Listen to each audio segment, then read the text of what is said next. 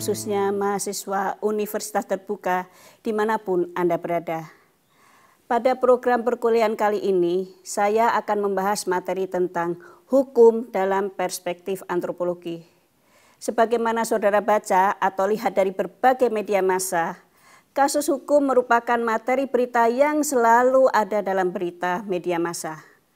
Hal ini menunjukkan bahwa hukum merupakan aspek yang sangat penting dalam kehidupan manusia. Saudara pemirsa, program perkuliahan kali ini merupakan pengayaan dari modul pengantar antropologi sub pokok kajian tentang bidang-bidang kajian ilmu antropologi. Pada kesempatan kali ini, pertama kali saya akan membahas tentang pengertian antropologi sebagai dasar dari pembahasan kita selanjutnya. Dari asal katanya, antropologi berasal dari kata anthropos dan logos. Apa artinya? Anthropos mempunyai arti manusia dan logos adalah ilmu. Dengan demikian, antropologi adalah ilmu yang mempelajari manusia. Banyak ilmu-ilmu lain yang juga mempelajari manusia, tapi antropologi melihat manusia dari 3 aspek. Pertama, melihat manusia sebagai makhluk biologi.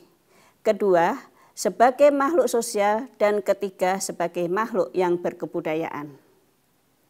Sebelumnya saya akan memberikan penjelasan sedikit tentang wujud kebudayaan. Ada 3 wujud kebudayaan. Pertama, kebudayaan sebagai kompleks ide-ide atau gagasan. Kedua, kebudayaan sebagai kompleks aktivitas manusia. Dan ketiga, kebudayaan sebagai hasil karya manusia. Saudara pemirsa sudah memahami tentang ruang lingkup antropologi? Apabila sudah, maka saya akan meneruskan dengan pembahasan tentang pengertian hukum. Ada 4 poin dari pengertian hukum ini. Pertama, hukum adalah aturan atau adat. Kedua, hukum bersifat mengikat. Ketiga, hukum harus dikukuhkan oleh penguasa atau pemilik otoritas. Keempat, hukum harus dilembagakan, artinya harus masuk dalam institusi hukum. Sekarang saya akan menjelaskan sejarah kajian ilmu hukum oleh ilmu-ilmu sosial. Sekitar tahun 1970-an, mulai banyak dilakukan kajian-kajian ilmu hukum empiris. Pada tahun tersebut, mulai muncul kajian sosiologi hukum. Tokoh-tokoh pemikir dari kajian sosiologi hukum ini antara lain adalah Bapak Suryono Sukanto, Bapak Sacipto Raharjo, dan Bapak Sutanjo Wigno Subroto. Mereka inilah peletak dasar dari pemikiran sosiologi hukum di Indonesia. Selanjutnya, sekitar tahun 1980 muncul kajian hukum dari perspektif antropologi. Tokoh-tokoh peletak dasar dari pemikiran antropologi hukum di Indonesia antara lain adalah Ibu Ihromi dan Ibu Valerin Kirchhoff. Sekarang, apa itu hukum dalam perspektif antropologi? Inilah fokus dari bahasan kita. Saudara pemirsa dan khususnya mahasiswa Universitas Terbuka, ada 2 ahli antropologi yang dianggap sebagai peletak dasar dari pemikiran tentang hukum. Pertama adalah Radcliffe Brown. Menurut Radcliffe Brown, hukum tidak bisa dipisahkan dengan negara.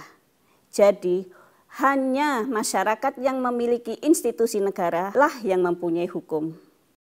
Namun Malinowski memiliki pemikiran yang berbeda dengan Radcliffe Brown. Malinowski berpendapat bahwa hukum bisa ada di semua bentuk masyarakat, tidak harus masyarakat hukum. Karena menurut Malinowski, hukum adalah sistem pengendalian sosial yang di dalamnya ada prinsip timbal balik. Pemikiran-pemikiran dari kedua tokoh ini selanjutnya mendapat elaborasi dari tokoh-tokoh penerusnya. Salah satu tokoh adalah Bohannan. Bohannan berpendapat bahwa kebiasaan itu bukan hukum. Apabila tadi Malinowski berbicara bahwa kebiasaan merupakan bentuk dari hukum, Bohannan mengatakan bahwa kebiasaan itu bukan hukum. Dengan demikian, menurut Bohannan, harus dibedakan antara pengertian hukum dan kebiasaan. Namun Bohannan juga berpendapat bahwa dalam masyarakat, kedua bentuk itu selalu ada. Jadi di dalam masyarakat itu ada yang namanya hukum dalam artian hukum dan kebiasaan. Kedua-duanya hidup bersama dan dioperasionalkan di dalam kehidupan masyarakat. Dan pemikiran dia yang keempat adalah bahwa kebiasaan itu bisa menjadi hukum apabila dia dilembagakan oleh otoritas penguasa. Ahli lainnya yang juga memberikan elaborasi atas pemikiran Radcliffe Brown dan Malinowski adalah Pospisil. Pospisil lebih melihat pada atribut yang ada dalam hukum. Ada 4 atribut menurut Pospisil. Pertama, atribut otoritas. Kedua, atribut penerapan hukum secara universal. Ketiga, atribut obligasi. Dan keempat, atribut sanksi. Apa yang dimaksud dengan atribut-atribut ini? Atribut otoritas artinya hukum itu harus dikukuhkan oleh pemilik otoritas atau yang kita sebut penguasa. Kemudian atribut penerapan hukum secara universal artinya aturan-aturan itu untuk masalah atau bidang yang sama harus dapat diterapkan secara universal. Atribut obligasi mempunyai pengertian bahwa ada 2 pihak yang terlibat di sini. Pihak pertama adalah pihak yang harus dipenuhi haknya, dan pihak kedua adalah pihak yang harus berkewajiban memenuhi hak dari pihak pertama. Dan atribut sanksi mempunyai pengertian, aturan-aturan tersebut harus diikuti dengan penetapan sanksi-sanksi. Saudara pemirsa, khususnya mahasiswa Universitas Terbuka, pemikiran selanjutnya berasal dari Hubel. Ada 2 pokok pemikiran dari Hubel tentang hukum ini. Pertama, dasar aturan hukum adalah norma. Dan yang kedua, norma bisa menjadi hukum apabila dia atau norma tersebut dilembagakan. Baiklah, para pemirsa dan mahasiswa Universitas Terbuka dimanapun Anda berada. Dari pemaparan yang sudah saya berikan, Anda melihat bahwa dalam masyarakat tidak hanya berlaku satu hukum atau yang seringkali kita sebut hukum positif.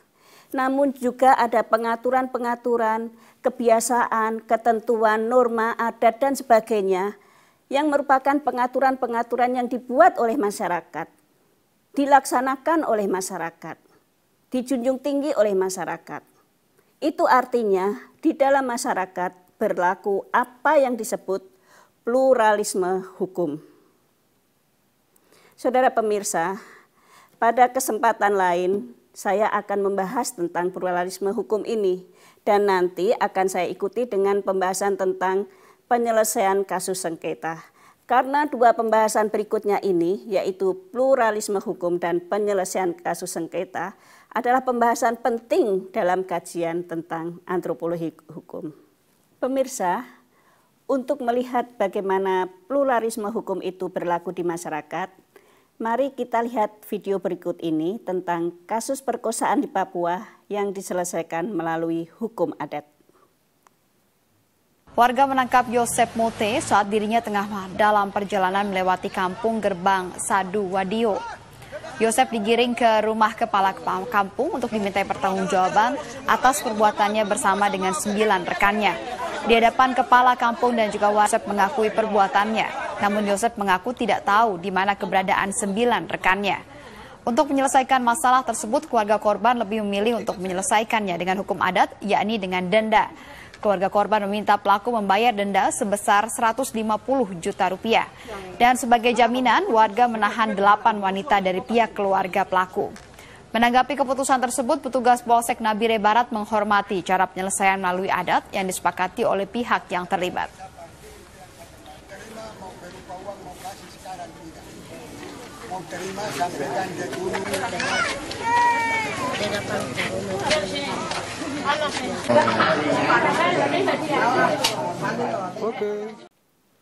Dari video yang kita lihat tadi, nampak bahwa perkosaan yang seharusnya masuk dalam koridor hukum positif, ternyata oleh masyarakat Papua diselesaikan melalui hukum adat. Ini mengandung arti bahwa masih ada beberapa masyarakat di Indonesia yang menerapkan apa yang disebut dengan pluralisme hukum. Saudara pemirsa, khususnya mahasiswa Universitas Terbuka, untuk mengukur seberapa dalam pemahaman Anda atas materi yang sudah saya jelaskan tadi, saya memiliki beberapa soal latihan. Silakan saudara mengerjakannya di rumah. Silakan saudara lihat kembali apakah saudara memang benar-benar telah menguasai materi yang baru saja saya paparkan.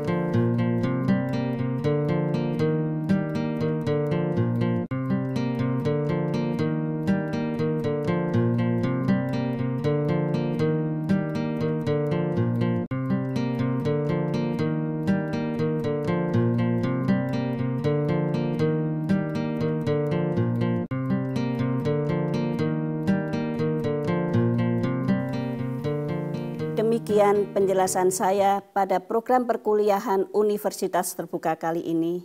Semoga bermanfaat, menambah pengetahuan saudara, dan memperdalam wawasan saudara tentang ilmu antropologi. Terima kasih.